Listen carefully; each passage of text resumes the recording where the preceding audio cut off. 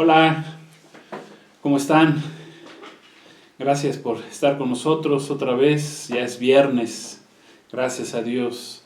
Gracias a Dios por su compañía, por este tiempo que vamos a pasar juntos. Queremos seguir estudiando este bendito libro que es el Apocalipsis. Estamos en la serie, en el curso Camino al Apocalipsis. Gracias, su amigo Edgar Pulido les da la más cordial bienvenida. Les mando un cordial saludo. Muchas bendiciones del Todopoderoso, del Altísimo, y vamos a seguir estudiando la palabra de Dios. Estamos en este curso, ya estamos en la lección número 26, la 26ª. Gloria a Dios, estamos ya en el capítulo 17. Hoy vamos a estar estudiando Apocalipsis 17, todo el capítulo 1 al 18. Vamos a tratar de cubrir en una hora, ¿verdad? Que tenemos, que siempre tenemos dispuesto una hora para cada sesión. Pues vamos a tratar de cubrir todo el capítulo. Si no, pues lo partiremos, daremos una parte en este viernes, otra parte el siguiente viernes, bueno, conforme el Señor nos vaya guiando. Amén. Gloria a Dios. Pues qué bueno que están con nosotros. Vamos a hacer una oración y vamos a hacer un resumen de la clase anterior, pero primero que nada hagamos una oración. Vamos a pedirle al Señor que nos dé entendimiento, sabiduría, inteligencia, ¿verdad? Que la apliquemos en esta tarde para estudiar la palabra de Dios, que es lo más hermoso. La palabra de Dios es viva, es eficaz, es lumbrera, es lámpara en nuestras vidas. Gracias a Dios porque el Señor nos dejó su palabra, nos puso en este mundo, ¿verdad? Nos dio la oportunidad, nos creó, pero aparte nos dio el bendito libro que es la Biblia, que es la guía, es el manual, ¿verdad? Que Dios nos dio a los seres humanos para que vivamos conforme a su voluntad, tengamos su bendición. Él es el creador, nosotros criaturas, nos dio potestad de ser hechos sus hijos, como dice Juan capítulo 1, versículo 12 al 14 también, ¿verdad? Y pues gloria a Dios, vamos a dar gracias primeramente a Dios en este día. Te damos gracias, Padre, por la oportunidad que nos das de estar nuevamente delante de ti. Gracias por este tiempo que vamos a dedicar para estudiar tu palabra, para estudiar este libro de revelaciones, Señor. Gracias, Señor, porque tuyo es el poder y la gloria. Gracias, Señor, porque nos diste tu palabra, enviaste tu palabra y nos sanaste. Gracias te damos en esta tarde. Queremos recibirla, recibir tu bendición. Gracias porque tu palabra es como una semilla, Señor, que es sembrada en nosotros para dar fruto más adelante. Gracias te damos en el poderoso nombre de nuestro Señor Jesucristo. Amén. Gracias a Dios. Bueno, vamos a hacer un resumen de la clase anterior. ¿Recuerdan? Vimos las 7 copas de la ira de Dios que fueron derramadas por los 7 ángeles en el capítulo 16, que son los últimos 7 juicios sobre la tierra, los juicios más severos de Dios, que serán en el periodo que se llama, que Jesucristo mismo llamó ahí en Mateo 24, el periodo de la gran tribulación. Los 7 ángeles con las 7 copas en sus manos las vierten y vierten plagas, vierten catástrofes sobre la tierra en el periodo en el que el gobierno del anticristo pues será completamente manifestado. Tomará el anticristo el control, el gobierno de toda la tierra durante esos 3 años y medio. El apóstol Juan dice la escritura que escuchó una gran voz desde el templo. Entendemos que fue la voz de Dios dando la orden a los 7 ángeles para que bajaran a la tierra y para que sobre la tierra vertieran esas 7 copas de la ira de Dios. Entonces recuérdense, ahí tenemos la trilogía de 7 en la palabra, los 7 sellos, las 7 trompetas y finalmente son las 7 copas de la ira de Dios que se derraman en la segunda mitad de la semana 70. La primera copa vimos que se fue derramada y provocó grandes úlceras malignas, pestilentes sobre los hombres que recibieron precisamente, que van a recibir en ese periodo la marca de la bestia, el famoso el 666, el 666. Las úlceras dijimos, pues han estado presentes en la Biblia como parte de un juicio, parte de juicios de parte de Dios. En toda la historia bíblica, recordamos por ejemplo en la sexta plaga en Egipto, ahí en el libro del Éxodo capítulo 9, vemos también que estas úlceras venían o eran provocadas también por la lepra, ¿verdad? Esta enfermedad que en la antigüedad, que aún hasta nuestros días ha vuelto a renacer, ¿verdad? Sobre todo aquí en nuestro país. También producía muchas ulceraciones, caída de la piel en los hombres. Vemos también la enfermedad de Ezequías, que fue a través de úlceras. Y Satanás también atacó ahí en el libro de Job, al santo Job, a Job, ¿verdad? Como se le conoce, ¿verdad? Y también lo atacó con úlceras malignas de cabeza a pies, gloria a Dios, hasta que el Señor quitó esa prueba por la cual estaba pasando Job en su vida. La segunda copa, dijimos que fue derramada sobre el mar. ¿Y qué pasó en el mar? Pues el mar se convirtió en sangre y murió todo ser vivo. La fuente de alimentos del mar va a desaparecer en ese momento a través de la segunda copa.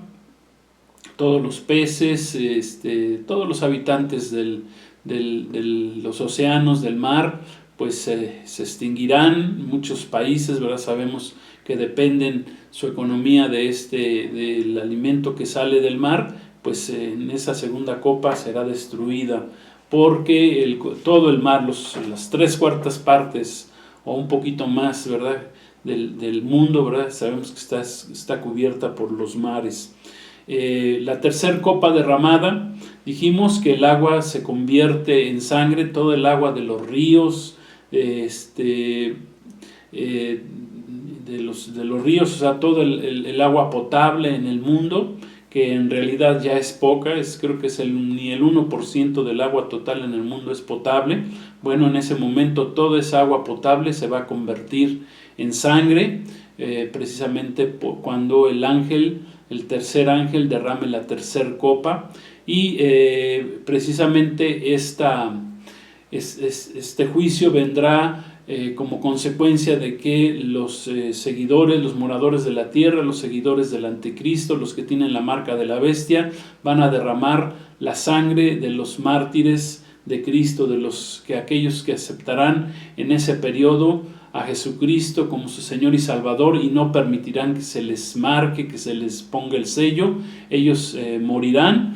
Dice la palabra que entonces este juicio de la tercer copa es precisamente porque ellos habían derramado la sangre de los creyentes en nuestro Señor Jesucristo. ¿Qué va a pasar con estas dos últimas copas? Bueno, pues que los moradores de la tierra en ese tiempo, en ese periodo de la gran tribulación, pues ya no tendrán agua para beber, no podrán lavar sus úlceras, ¿verdad? Parte de la primer copa, y pues la falta de higiene y provocará pues estragos también en la humanidad. La falta de higiene provocará transmisión de enfermedades, ¿verdad? Y eso causará muchas muertes también en este periodo. La cuarta copa dijimos que es derramada y los hombres son quemados por el sol. Dijo nuestro Señor Jesucristo que habría señales en los últimos días, en el sol, en la luna, en las estrellas. Bueno, la señal en el sol es que el sol va a quemar a los hombres. Imagínense, el calor del sol será tan fuerte, dice que los hombres serán quemados. Adicionalmente, pues no habrá agua, ¿verdad?, en la tierra, como hemos visto, y aún así dice la palabra que los hombres, los moradores de la tierra, aquellos que tienen la marca de la bestia, seguirán maldiciendo a Dios, seguirán blasfemando en contra de Dios. Pasamos a la quinta copa, que dijimos fue derramada sobre la tierra, y esta quinta copa pues fue o será, ¿verdad? Acuérdense que podemos hablar en pasado o en presente o en futuro, ¿verdad? Porque a pesar de que en el Apocalipsis las cosas se dan en el futuro, bueno, eso ya pasó, porque para Dios, ¿verdad? Que tenemos un Dios eterno que no maneja el tiempo, pues nosotros sí manejamos el tiempo porque estamos dentro de un periodo de tiempo. Bueno, para Dios ya pasaron las cosas. Entonces, cuando hablamos en pasado, en presente, bueno, estamos hablando, o hasta en futuro, pues estamos hablando de lo que ya está escrito en la palabra de Dios y que se va a cumplir a cabalidad. Entonces la quinta copa es derramada sobre el reino, el gobierno precisamente de la bestia, sobre el trono de la bestia, sobre el trono del anticristo. Dice la escritura que la tierra será cubierta de tinieblas, el reino del anticristo será cubierto por tinieblas. Dice que los hombres se morderán la lengua de dolor, de angustia. Esa palabra dolor puede intercambiarse por angustia. Los hombres van a tener ese trato tan duro a través de las tinieblas, se morderán sus lenguas de dolor, de angustia. Y dice que pues aquí lo terrible de esto, ¿verdad? Pues es que muchos pensamos que los hombres a través del dolor, ¿verdad? De la angustia, pues se tienden a arrepentirse. Es como si estuviera el hombre viviendo una antesala de lo que es el sufrimiento, el infierno, pero a pesar de ello dice la palabra que no se arrepienten. O sea que este pensamiento, a veces creemos que cuando viene el juicio sobre los hombres, el hombre se va a arrepentir y va a cambiar y va a ser transformado. Bueno, hay muchos que no lo van a hacer. Hay muchos que sí, ¿verdad? Muchos que a través del dolor, ¿verdad? Reciben a Jesús en su corazón, reciben al Salvador, que es nuestro Señor Jesucristo, se arrepienten, cambian, ya no quieren vivir en ese dolor, quieren que su vida cambie, que su vida sea llena de bendiciones. Pero hay mucha gente que no. Hay mucha gente que dice ahí en el periodo de la gran tribulación y cuando sea derramada esta quinta copa, que a pesar de que están sufriendo, que hay dolor, angustia, prefieren morderse la lengua, ¿verdad? Antes que confesar que Jesucristo sea su Salvador, antes que pedir misericordia al Dios que hizo los cielos y de la tierra. Pues esto habla de orgullo, de vanidad, de egoísmo, ¿verdad? Bueno, ¿qué les puedo decir? Es algo terrible que sucederá en esta quinta copa. Después pasamos y vimos la sexta copa, que es derramada sobre el río Éufrates. Recordemos que este río está ya en la Mesopotamia, en la Baja Mesopotamia. Nace este río precisamente en el país que se llama Turquía. Anteriormente en la Biblia se le llama Togarma. En ese país, Turquía, fue por donde el apóstol Juan escribió las 7 cartas a las 7 iglesias que estaban precisamente en esta zona. Y ¿qué va a suceder con cuando se seque este río Éufrates? Bueno, que dice que permitirá que el gran ejército del oriente pase a través de él y que se una a los ejércitos del occidente para la gran batalla final que se llama la batalla o la guerra del Armagedón. Los reyes del oriente, pues estamos considerando, ¿verdad? Pues que el principal país del oriente, que ahorita ya se ha levantado como toda una potencia y que quiere sobrepasar la potencia que es los Estados Unidos, pues es precisamente el país de China. Pero al lado de China pues vendrán otros reyes, hay otras naciones que están ahí al lado de China, que posiblemente sea Corea del Norte, Japón, la misma India, que es uno de los países, el segundo país más poblado del mundo después de los chinos, del país de China. Pues precisamente ese es el ejército que va a pasar, va a atravesar ese río que en ese momento ya estará seco. Quiero decirles que ese río Éufrates, desde sus inicios y a pasar de los años, de los siglos, pues poco a poco se ha ido secando. Y hay videos también ahí en YouTube que hablan precisamente de que este río poco a poco se ha ido secando y pues se está cumpliendo también ahí la palabra de Dios. También está escrito, vimos que como parte de este sexto sello, que la Trinidad satánica, al secar ese río, pues envía 3 espíritus, que son 3 demonios en realidad en forma de ranas, que son liberados. ¿Para qué? Para engañar a los reyes de la tierra y prepararlos para esta batalla del Armagedón, que será precisamente ahí en el valle del Megiddo. La guerra del Armagedón, también explicamos, no va a durar un día o una semana, va a durar meses, probablemente hasta esta batalla o esta guerra dure hasta un año, y culminará esta guerra cuando regrese nuestro Señor Jesucristo en su segunda venida. Amén. Entonces, cuando la séptima copa es derramada, dijimos, una gran voz sale del cielo diciendo, hecho está. Esta frase es la misma frase que nuestro Señor Jesucristo dijo ahí precisamente cuando muere en la cruz, un instante antes de morir en la cruz. Nuestro Señor Jesús exhala con una gran voz diciendo, consumado es. Bueno, este ángel, ¿verdad? Con la séptima copa derramada, precisamente sale una voz del templo diciendo, hecho está, o sea, consumado está. ¿Consumado qué está? Pues en este caso está consumado pues, el juicio de Dios precisamente sobre la tierra durante esos 3 años y medio. Amén. O sea que son contextos diferentes. El consumado es de nuestro Señor Jesucristo, es un grito de victoria, y el consumado o el hecho está, que sale de la voz del templo, que entendemos que es la voz misma de nuestro Dios, de nuestro Señor Jesús, es precisamente una voz de juicio, de que se está consumando el juicio sobre la tierra. Con esta séptima copa, el aire es afectado y ocurre el más grande y violento terremoto en el mundo que jamás haya existido. Sabemos que los terremotos más grandes pues, han sido escala Richter de 8 o 9 grados. Bueno, pues estamos pensando que probablemente este terremoto sea todavía más terrible. En ese momento también cae un grande granizo, los hombres continúan sin arrepentirse y continúan blasfemando al Dios del cielo.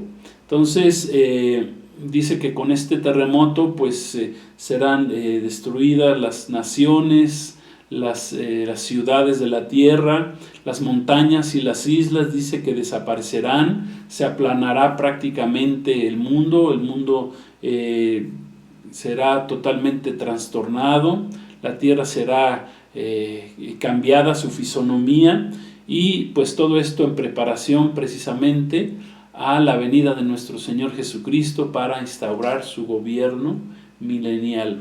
El granizo vimos también pues que ha sido un instrumento de juicio también que ha utilizado Dios en contra de sus enemigos a través de la historia bíblica y en este periodo de la gran tribulación.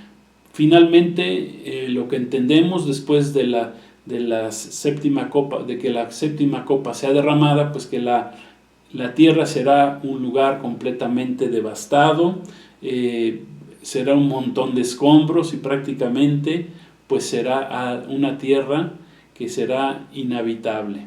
Gloria a Dios. Bueno, pues hasta aquí terminamos el repaso de nuestra clase anterior y vamos a ir hoy a la clase de este día, la cual hemos llamado Babilonia o la destrucción de la Babilonia religiosa, y vamos a hablar de lo que es lo que significa la palabra o qué es la palabra Babilonia en la Biblia. Pero para ello vamos a leer el capítulo 17, versículos 1 al 18.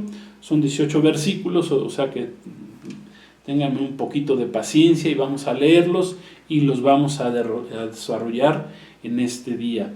Gloria a Dios. Dice así: vino entonces uno de los 7 ángeles que tenían las 7 copas, gloria a Dios, y habló conmigo diciéndome: ven acá y te mostraré la sentencia contra la gran ramera, la que está sentada sobre muchas aguas, con la cual han fornicado los reyes de la tierra, y los moradores de la tierra se han embriagado con el vino de su fornicación. Y me llevó en el espíritu al desierto, y vi a una mujer sentada sobre una bestia escarlata, llena, una mujer sentada sobre una bestia escarlata, llena de nombres de blasfemia, que tenía 7 cabezas y 10 cuernos. Y la mujer estaba vestida de púrpura y escarlata, adornada de oro, de piedras preciosas, de perlas, y tenía en la mano un cáliz de oro, lleno de abominaciones y de la inmundicia de su fornicación. Y en su frente un nombre escrito, un misterio: Babilonia, la grande, la madre de las rameras y de las abominaciones de la tierra. Vi a la mujer ebria de la sangre de los santos y de la sangre de los mártires de Jesús, y cuando la vi quedé asombrado con gran asombro. Y el ángel me dijo: ¿por qué te asombras? Yo te diré el misterio de la mujer y de la bestia que la trae, la cual tiene las 7 cabezas y los 10 cuernos. La bestia que has visto era y no es, y está para subir del abismo e ir a perdición. Y los moradores de la tierra, aquellos cuyos nombres no están escritos en la fundación, desde la fundación del mundo, en el libro de la vida, se asombrarán viendo la bestia que era y no es, y será. Esto es para la mente que tenga sabiduría. Las 7 cabezas son 7 montes, sobre los cuales se sienta la mujer, y son 7 reyes. 5 de ellos han caído, uno es, y el otro aún no ha venido, y cuando venga es necesario que dure breve tiempo.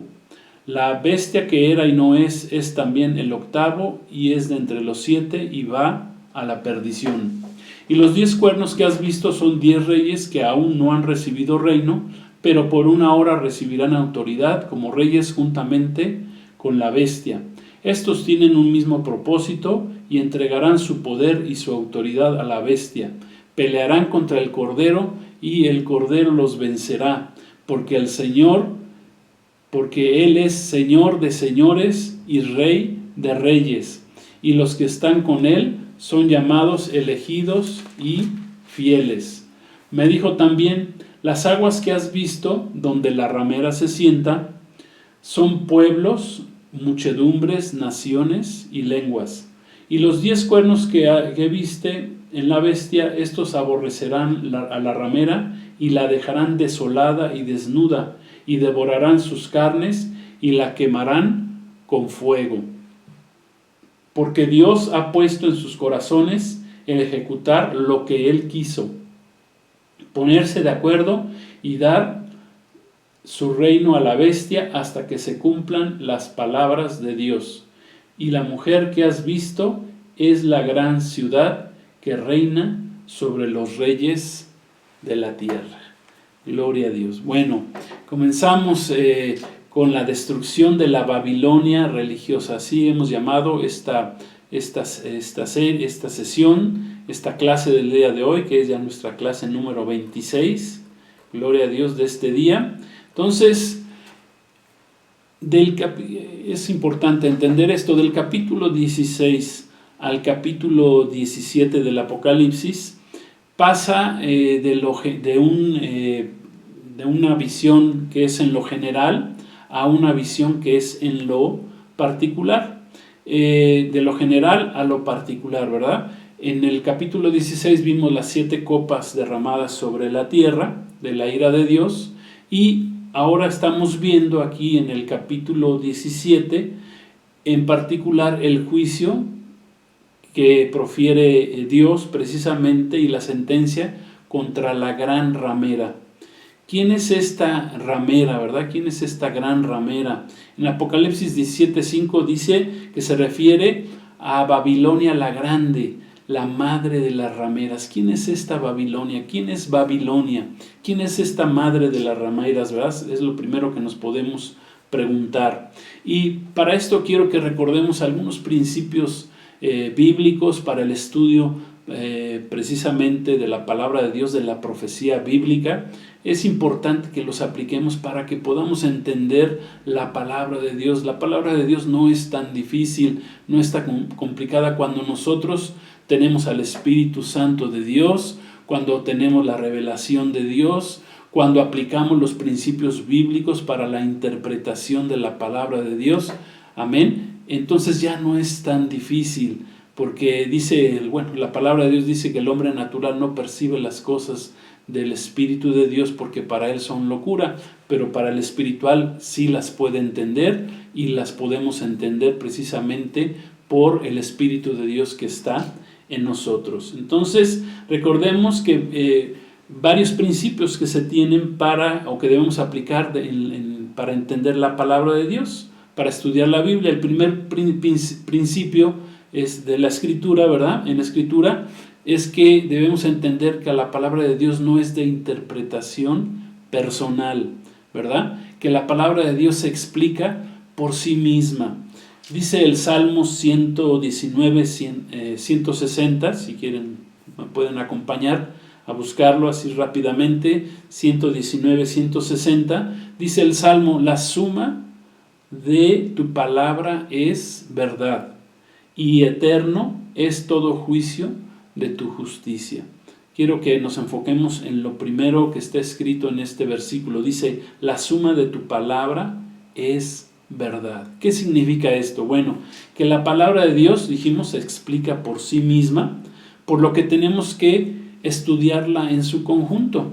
La palabra de Dios está compuesta de 66 libros, 39 en el Antiguo Testamento, 27 en el Nuevo Testamento, y las tenemos que estudiar todos en su conjunto.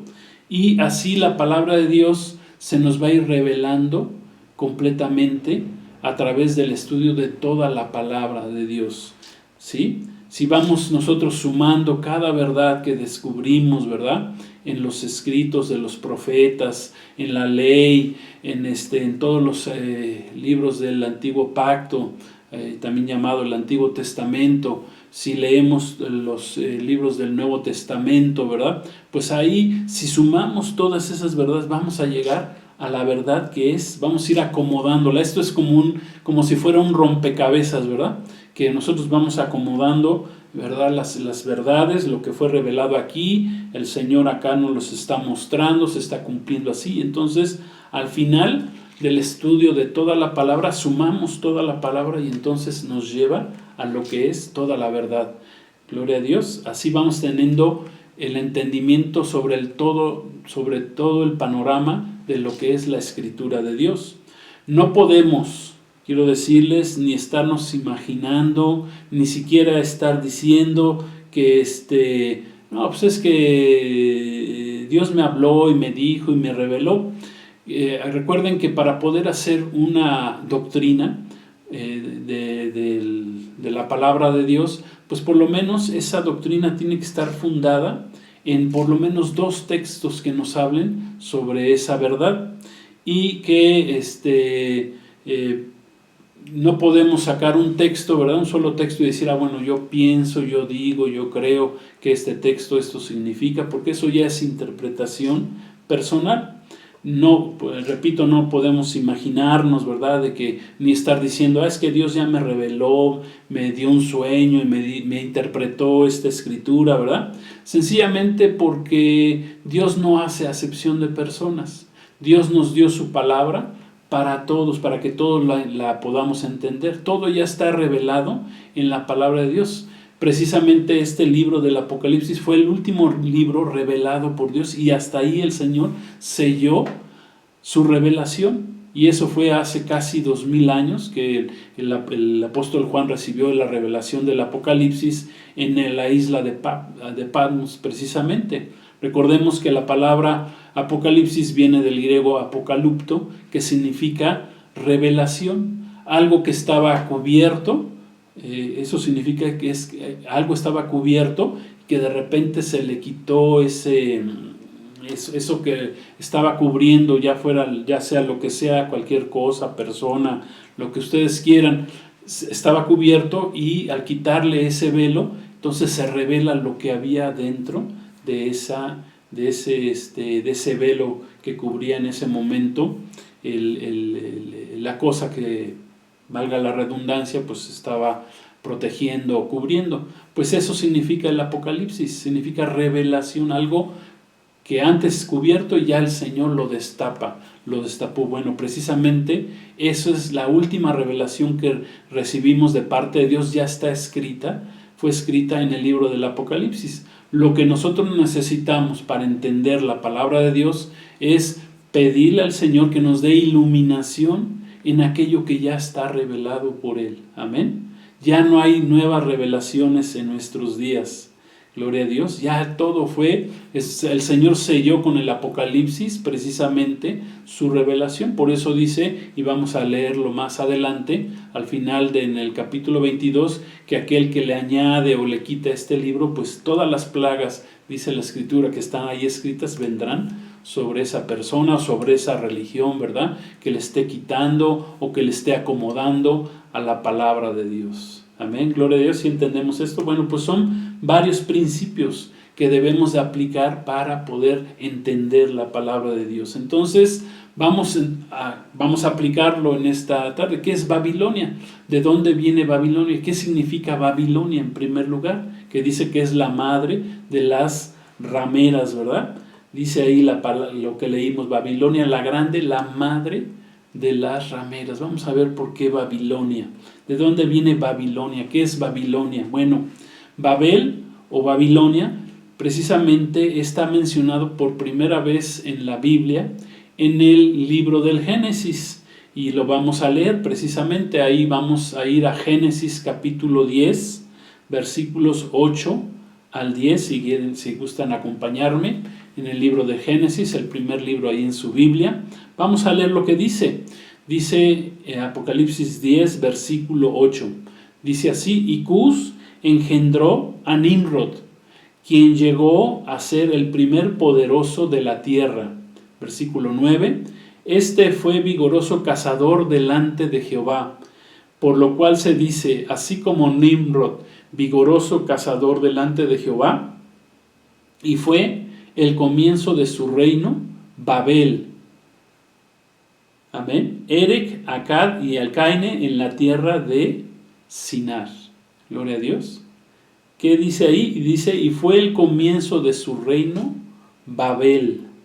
Ahí está, por primera vez aparece el nombre de Babel. Babel en hebreo, o Babilonia también, que se puede decir en el griego. Fue una de las primeras ciudades, o el primer reino establecido, por así decirlo, en la tierra, por este poderoso cazador llamado Nimrod. ¿Quién fue Nimrod? Bueno, Nimrod fue descendiente de Cam, uno de los 3 hijos de Noé, después de que sucedió el diluvio. Recuerden que quedaron vivos Noé, su esposa, sus 3 hijos y sus 3 nueras. 8 fueron los que se salvaron ahí en el arca. Bueno, uno de los hijos de Noé precisamente, ¿verdad? De ahí viene Nimrod, y que de la descendencia de uno de esos 3 hijos, y el padre directo de Nimrod fue Cus. ¿Y qué hizo Nimrod? Bueno, edificó esta ciudad en los principios o en los orígenes de la historia humana. Entonces, Babel fue fundada por Nimrod, un poderoso tirano, bisnieto entonces de Noé, por lo que vemos, y este hombre Nimrod se oponía a Dios. Por esta razón, Nimrod es el primer tipo del anticristo en la Biblia. Nimrod significa poderoso cazador en oposición a Jehová.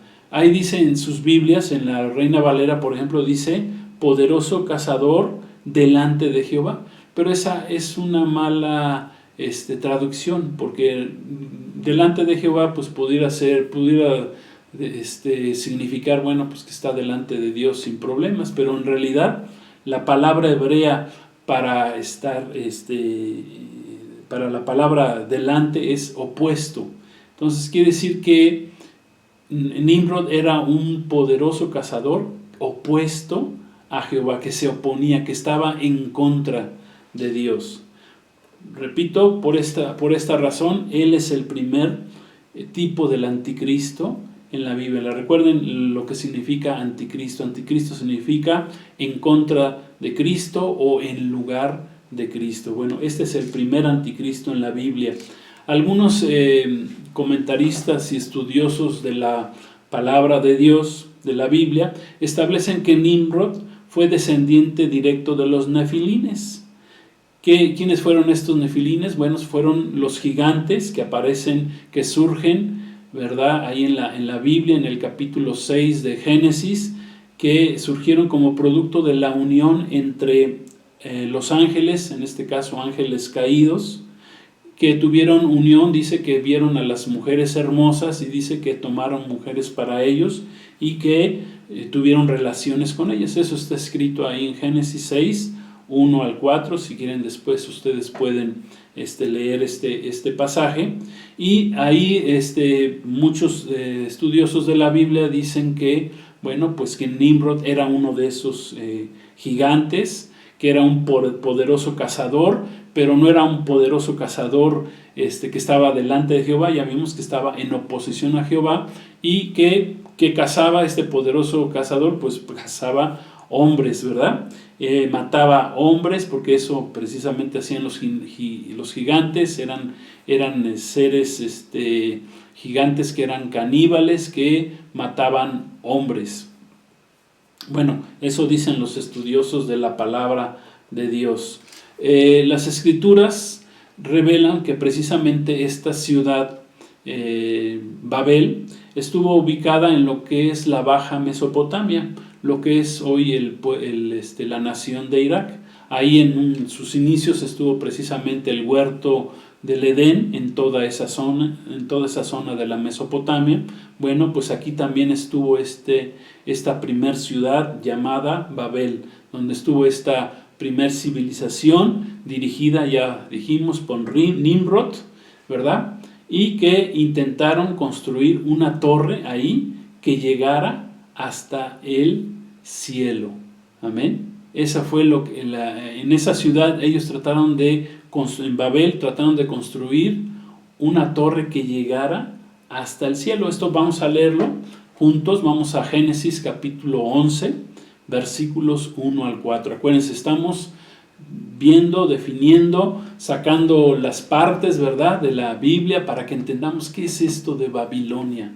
Babilonia, lo que está revelado ahí, lo que está escrito ahí en Apocalipsis 17, versículo 5. Vamos a leer entonces Génesis 11, 1 al 4. Dice así: tenía entonces toda la tierra, una sola lengua y unas mismas palabras. Y aconteció que cuando salieron de oriente, hallaron una llanura en la tierra de Sinar, y se establecieron allí, y se dijeron unos a otros: vamos, hagamos ladrillo y cozámoslo con fuego.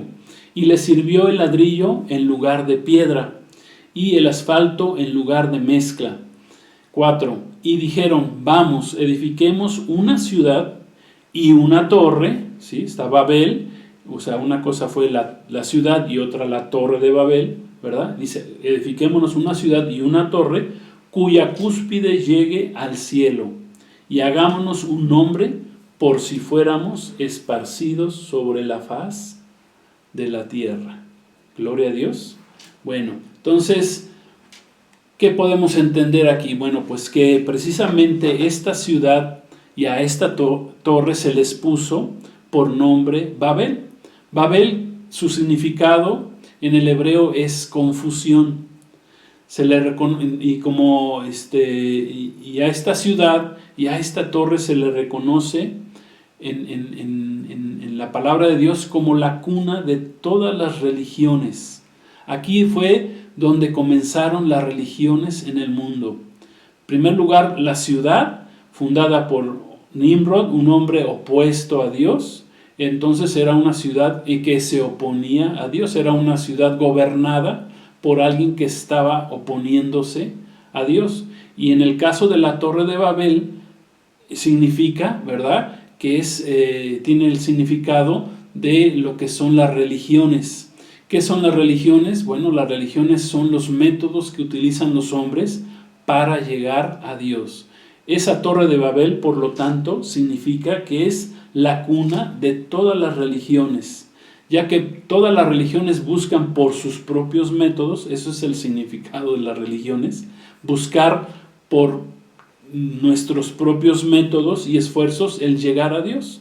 Recuerden que nuestro Señor Jesucristo no vino a darnos una religión, vino a enseñarnos a tener una relación con el Padre por medio de Él, ¿verdad? Porque nosotros estábamos muertos en delitos y pecados, por su sangre Él vino a limpiarnos y nos enseñó a cómo tener una relación. Es más, enseñó a los hombres a orar al Padre, ¿verdad? Nos enseñó la famosa oración del modelo que es el Padre Nuestro, amén, que tiene principios fundamentales, espirituales de lo que es y lo que debe de ser la oración al Dios Todopoderoso, al Dios de los cielos, al Dios Espíritu, gloria a Dios. Pero lo que significa que el hombre haya empezado a construir una torre que llegara al cielo, significa que el hombre quería llegar por sus propios medios al cielo y no se puede. Jesús mismo dijo, Jesús nos enseñó ahí en Juan 14:6, ¿verdad? Dice,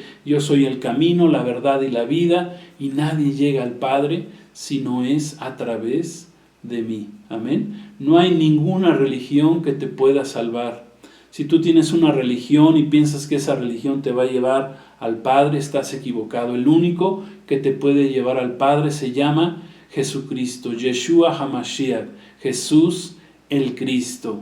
Amén. Gloria a Dios. Entonces, la Torre de Babel simboliza precisamente a todas las religiones. Es la primera religión que fue fundada por este hombre Nimrod que se oponía a Dios. Amén. Vamos entendiendo un poquito lo que va significando esta palabra Babel, Babilonia, ¿sí? Cuna de todas las religiones, ¿sí?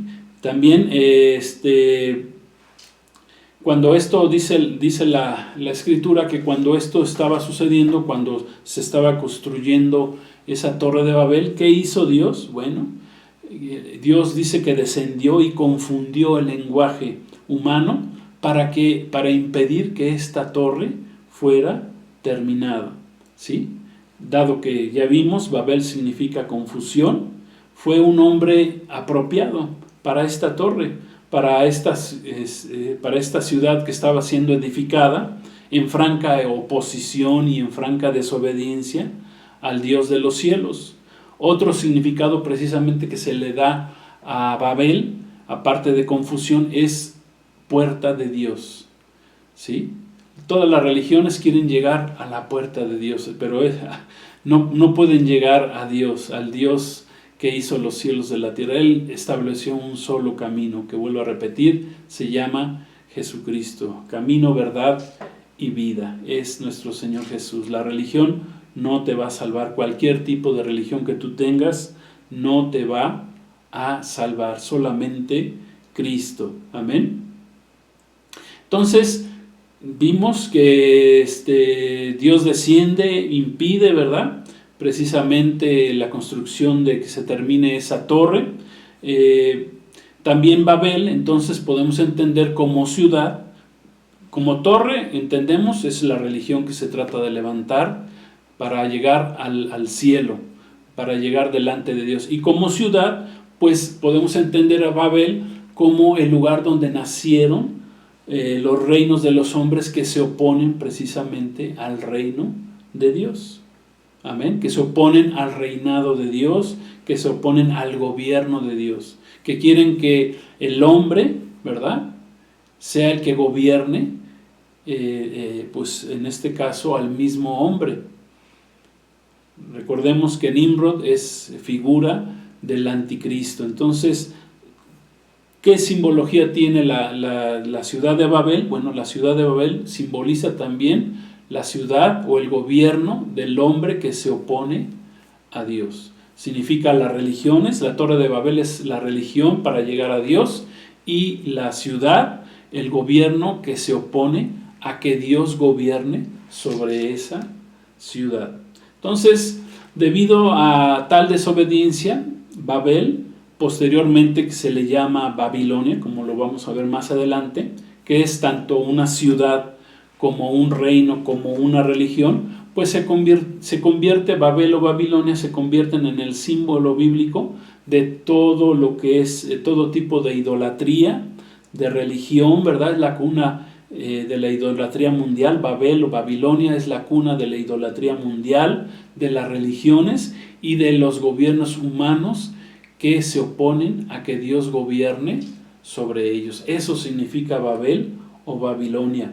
Babilonia entonces más adelante llegó a ser la capital del imperio del mismo nombre, que se llama Babilonia, y que aparece nuevamente, pero hasta el libro de el profeta Daniel, ya que en el tiempo del reinado de Nabucodonosor, rey de babilónico, Babilonia conquistó Jerusalén y fueron los primeros que destruyeron el templo de Dios construido precisamente por el rey Salomón. Amén. Gloria a Dios. Aunque ya la palabra Babilonia aparece en varios de los mencionada por varios de los profetas, porque ya era un imperio. Bueno, pues en el libro del profeta Daniel, ahí se revela, ¿verdad?, en Babilonia como el imperio, ¿verdad?, que después veremos Nabucodonosor, el rey de Babilonia, tuvo un sueño donde vio una imagen. Precisamente la cabeza de esa imagen pues representaba ese primer imperio, o ese imperio simbolizando la cabeza, que era precisamente el imperio babilónico. Sabemos que el profeta Daniel, durante el cautiverio babilónico, cuando llegó Babilonia, el rey Nabucodonosor y con su ejército de Babilonia llegaron a Jerusalén, la sitiaron. Esto fue alrededor del año 600 antes de Cristo. Llevaron conquistaron Jerusalén, destruyeron el primer templo de Salomón y llevaron cautivo a todo bueno, no a todo, porque mataron a muchos israelitas, y a muchos de ellos los llevaron cautivos. Entre ellos iba precisamente el profeta Daniel, cuando tenía apenas 15 años de edad. Y Dios utiliza a Daniel, al profeta Daniel, para revelarle, interpretarle varios sueños al rey Nabucodonosor. Dios lo pone dentro de su gobierno, Dios lo utiliza, y lo que Dios revela a través de estos sueños, que son precisamente revelados por el profeta Daniel, serían cómo Dios trataría con su pueblo Israel en el futuro, y también cómo Dios permitiría que estos gobiernos mundiales gobernarían el mundo precisamente durante el tiempo que nuestro Señor Jesús le llamó ahí en Lucas, le llamó el tiempo de los gentiles, o el gobierno de los gentiles. En Daniel, precisamente capítulo 2, versículo 31 al 35, que no vamos a leer, simplemente vemos ahí que se describe una imagen muy grande, que está dividida en varias partes y que representa precisamente los 4 imperios terrenales gentiles. Esto es gentil, acuérdense que la palabra gentil significa sin pacto con Dios, o sea que fueron gobiernos sin el pacto con Dios. El único pueblo que tuvo pacto con Dios en el Antiguo Testamento fue precisamente el pueblo de Israel. Ellos sí tenían un pacto con Dios a través de Abraham. Dios estableció un pacto con ellos, hizo varios pactos con varios de sus descendientes, pero los demás pueblos no tenían un pacto con Dios. Dios volvió a firmar un pacto con los hombres a través de nuestro Señor Jesucristo, cuando vino en su primer venida hace 2000 años. Pero lo que quiero que entendamos aquí, que esa imagen representa los 4 imperios terrenales gentiles, ¿verdad?, que dominarían al mundo desde ese momento hasta la segunda venida de nuestro Señor Jesucristo. Eso fue lo que fue revelado en sueños a Nabucodonosor, pero que fue interpretado por revelación de Dios a través del profeta Daniel. Ahí en esa imagen que vio en ese sueño aparece la cabeza, en la cabeza precisamente el imperio de Babilonia, el imperio babilónico como cabeza, ¿sí? Es la cabeza representada, la cabeza por una cabeza de oro, era de oro esa cabeza, y como ya vimos, pues Babilonia es la cuna del gobierno que se opone a Dios. Ahí se vuelve a confirmar que Babilonia es un gobierno, es una ciudad y es un gobierno y es una religión en oposición a Dios, o que quiere llegar a Dios por un medio religioso que no fue el método establecido, en este caso por Dios. Entonces es la cuna del gobierno que se opone a Dios y de la religión idolátrica mundial. A esta cabeza vemos en la imagen, ¿verdad? Para concluir toda la imagen, bueno, en segundo lugar vimos que la segunda parte de esa imagen, que son el pecho y los brazos, representan al siguiente imperio mundial que le seguiría a Babilonia, que es el imperio medo-persa, y luego le sigue el vientre y los muslos, que se representan al imperio griego, ¿sí? Y finalmente las dos piernas con sus respectivos pies, que representan al imperio romano, y su surgimiento precisamente, ¿verdad? Representado ya con los pies, es donde surge el último imperio mundial, en que se levanta en oposición a Dios, y que es precisamente el reino o el imperio del anticristo, o el gobierno mundial del anticristo, que como hemos visto solamente durará la segunda mitad de la semana 70, o sea, durante 3 años y medio. Esa imagen, la palabra imagen, viene en arameo y en hebreo, viene de la palabra tselem, con T al principio, tselem, que significa una figura idólatra, una estatua, una imagen, una ilusión, una apariencia.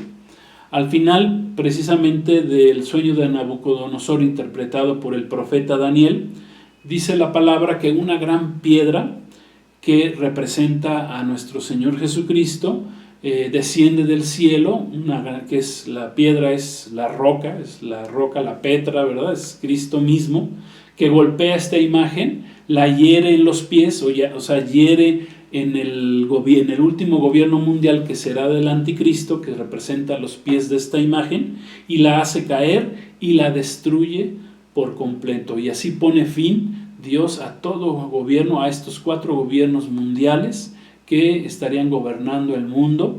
Detrás de ellos, lógicamente, el opositor de Dios, el adversario de Dios, que es Satanás, ¿sí?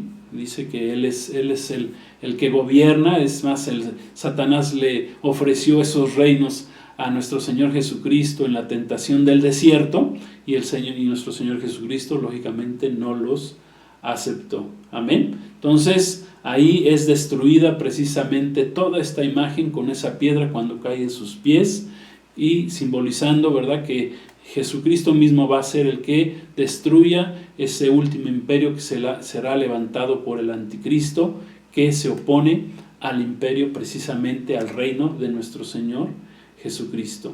Entonces, si vamos ya armando el rompecabezas, ¿verdad?, si vamos viendo todas estas piezas que estamos viendo, con todos estos antecedentes podemos concluir, ¿verdad?, que el significado de Babel o Babilonia, concluyamos que es la cuna de todas las religiones que buscan por sus propios métodos llegar a Dios o alcanzar a Dios, y también es el lugar donde nacieron los imperios o reinos de los hombres que están en franca oposición al reino de Dios. Eso significa.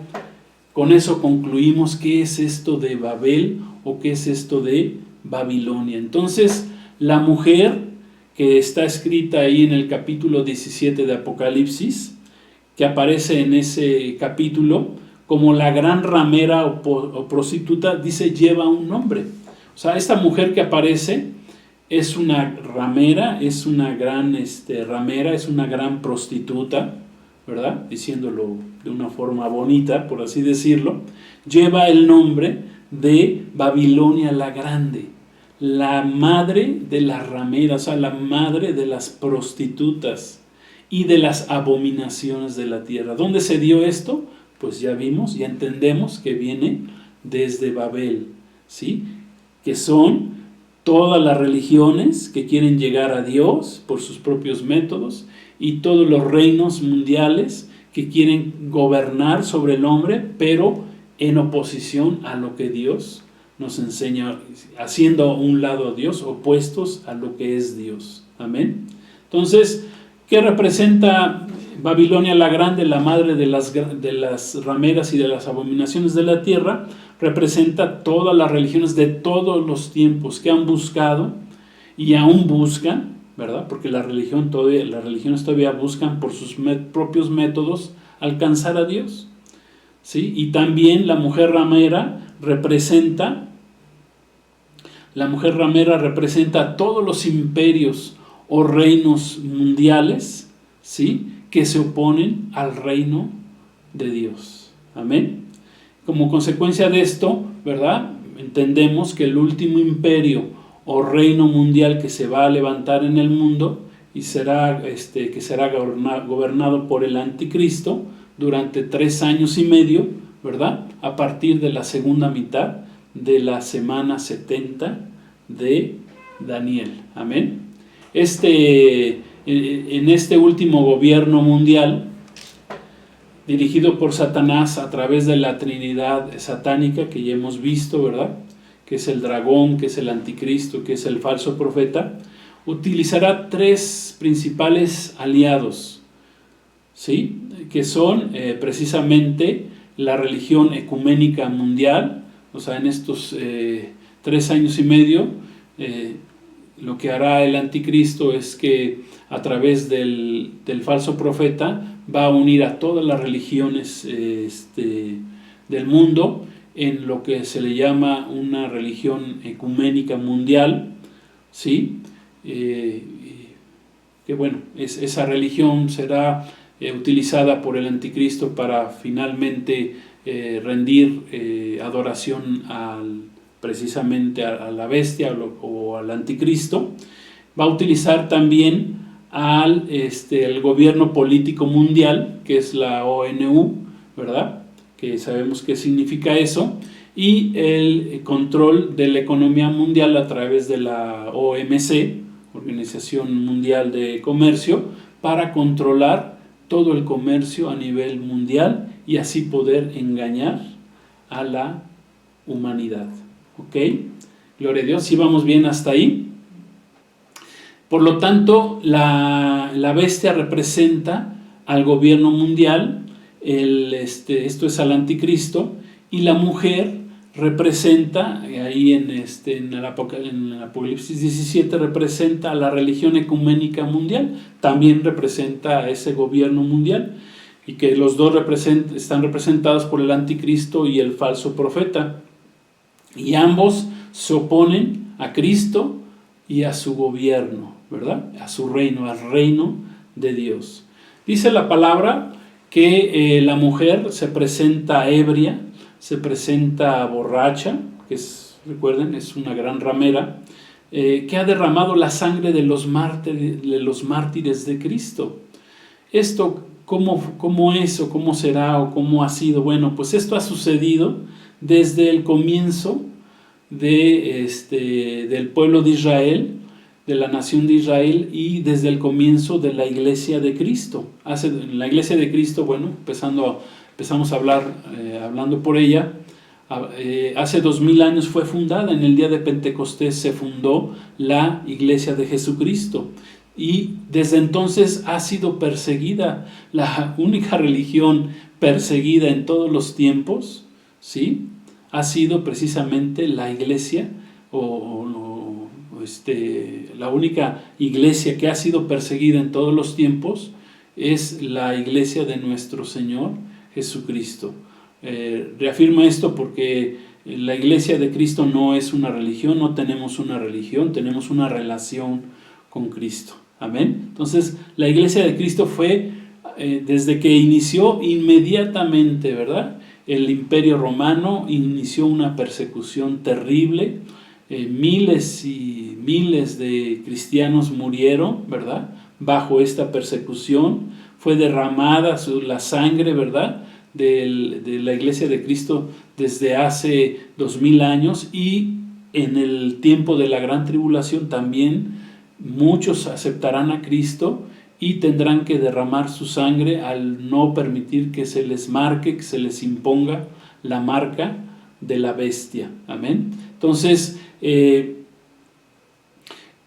esta palabra que dice que estaba borracha de la sangre de los mártires de Cristo tiene que ver con la iglesia, pero también tiene que ver con el pueblo de Israel, que también ha sido perseguido y masacrado durante toda su historia y en diversos holocaustos. Recuérdense que Dios tiene dos pueblos en esta tierra. Tiene al pueblo de Israel, que es el pueblo escogido por Dios, y tiene la iglesia de Cristo, que es el pueblo redimido de Dios por medio de la sangre de nuestro Señor Jesucristo. Y que dice la Escritura que de los dos pueblos hizo Dios un solo pueblo. Amén.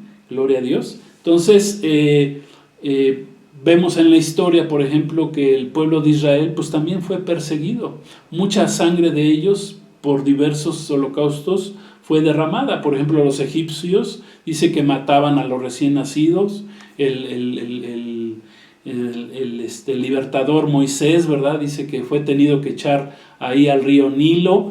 No se lo pudieron comer ni los cocodrilos, ¿verdad?, ni murió este niño ahí ahogado, sino que fue abrazado ahí por una de las hermanas de Faraón. Dios lo protegió, ¿verdad? Pero desde entonces ya el pueblo de Israel estaba siendo tratado de exterminar. Dice que las parteras, cuando nacía un niño hebreo, ¿qué hacían? Pues lo mataban.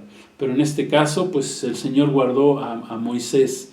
Y después vinieron muchos otros holocaustos sobre el pueblo de Israel. Los asirios mataron a muchos, ¿verdad? A las 10 tribus del norte llegaron y los asesinaron. Los mismos griegos mataron a muchos judíos. Los romanos, pues no se diga, ¿verdad?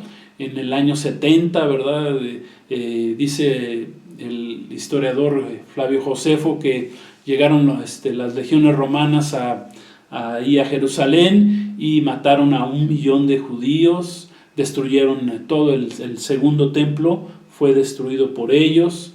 Después los españoles los corrieron, fueron perseguidos en España. Los judíos, ya un poquito antes de que se descubriera América, precisamente por medio de Cristóbal Colón, que dicen los historiadores que fue un judío, ¿verdad?, genovés, que buscó pues algún lugar donde pudieran llegar los judíos y encontró América para la gloria del Señor. Pero también fueron perseguidos por los españoles, por los rusos también. En Rusia también murieron masacrados muchos judíos. Y qué podemos hablar de los germanos, de Hitler, ¿verdad?, en la Segunda Guerra Mundial, que persiguió a los judíos, hizo un holocausto de 6 millones de judíos, que fue algo terrible. Entonces, precisamente ahí en esta escritura, el apóstol Juan hace una diferencia entre los santos, de la sangre de los santos, que se refiere a la sangre de los israelitas, y la sangre de los mártires de Jesús, que incluyen tanto a israelitas como a los gentiles que han aceptado a Jesucristo, a Yeshua HaMashiach, al Mesías verdadero, como su Señor y su Salvador. Amén. Gloria a Dios. Pues yo creo que vamos a cortar el día de hoy. Vamos a dejar a la mitad esta enseñanza del capítulo 17, gloria a Dios. No sé qué les parezca, está siendo muy interesante. Por lo menos ya entendemos, ¿verdad?, de dónde viene, qué significa esa palabra Babilonia, de dónde viene la palabra Babilonia. Recuerden, Babilonia, Babel, viene de esa ciudad, de esa torre que construyó Nimrod, ¿verdad?, que construyeron los hombres a través de la historia, que simboliza, ¿verdad?, la cuna de las religiones que quieren llegar por sus propios métodos delante de Dios, y la ciudad, el gobierno de la ciudad por medio de Nimrod, ¿verdad?, que era un hombre que estaba en oposición, un poderoso cazador, un gigante, ¿verdad?, si lo quieren ver así, que se oponía al gobierno de Dios y que es la primera figura del anticristo en la Biblia, en la palabra de Dios, ahí en el libro de Génesis. Gloria a Dios. Entonces vamos a concluir aquí. No hemos concluido con todo este tema, todavía nos va a faltar la segunda parte, la vamos a dejar para el próximo viernes. Gloria a Dios. Pero pues ahí les pido, ¿verdad?, que seamos pacientes y que nos esperemos para la segunda mitad del próximo viernes. Gloria a Dios. Entonces vamos a terminar haciendo una oración, vamos a darle gracias a Dios, vamos a pedirle al Señor que nos saque de ese espíritu, que es el espíritu de Babilonia, de esa mujer, que es Babilonia, que es Babel, que significa confusión, que significa religiones que están apartadas de Dios, que son religiones creadas por los mismos hombres, como una torre, ¿verdad?, construyendo una torre que quiere llegar delante de Dios. No necesitamos nosotros, como cristianos, como hijos de Dios, necesitamos construir una torre que llegue al cielo, sino que Jesucristo mismo descendió del cielo, ¿verdad?, hace 2000 años, en su primer venida, derramó su sangre en la cruz del Calvario para que todos aquellos que creamos en Él no nos perdamos, sino que tengamos vida eterna. Gloria a Dios. Para eso vino nuestro Señor Jesucristo, para mostrarnos el camino al Padre. Jesús dijo: yo soy el camino, la verdad y la vida, y nadie llega al Padre si no es a través de mí. Ninguna religión te va a llevar, ninguna tradición religiosa en tu vida te lleva al Padre. Solamente es Jesucristo, por medio de su sangre, que te va a guiar, por medio de sus enseñanzas, por medio de su Espíritu derramado en nosotros, que nos va a llevar delante del Padre. Nos va a llevar al cielo y a todo lo que Dios tiene preparado para su pueblo. Amén. Gloria a Dios. Vamos a orar.